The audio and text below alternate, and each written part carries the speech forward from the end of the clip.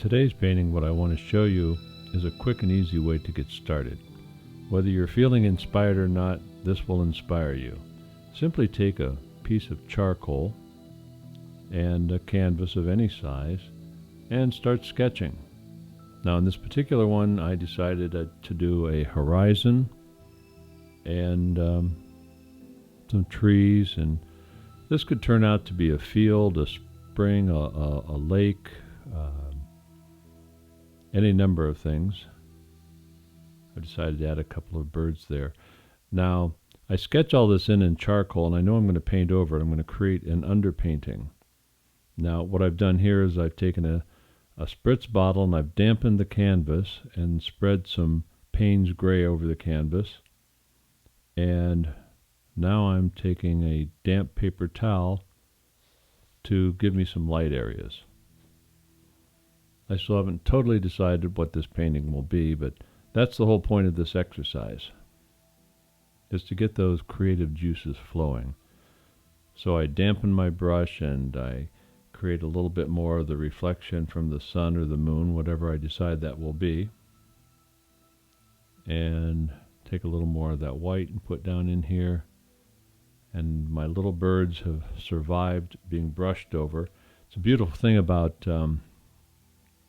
using charcoal as opposed to a pencil. A pencil will keep bleeding through, and eventually that's annoying. But the charcoal is ultimately absorbed by the paint, and you can use it a little bit of shading, but it's so faint it hardly ever shows.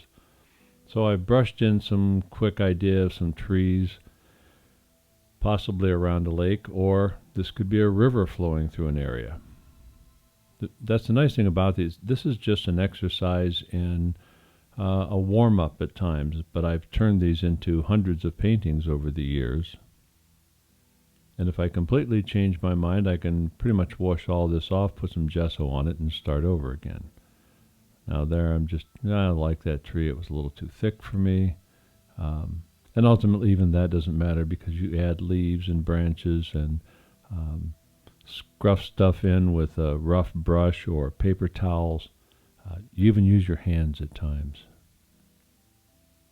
So now I'm going to throw some branches on some of these trees. And I just wanted to make this a quick lesson for if you've never ever painted before in your life, and you think, well, I can't draw a straight line. You can tell by this, an artist is seldom required to draw a straight line.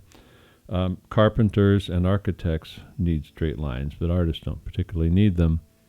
So you scribble around with some charcoal and you spray it with a little a plant mister, and it helps it kind of soften and move around. And then you take, now this is a Payne's gray that I used barely a thimbleful of for this whole painting, and I'm just doing it in Payne's gray because I can go back later and add color, any colors I want, or keep it in black and white if I want.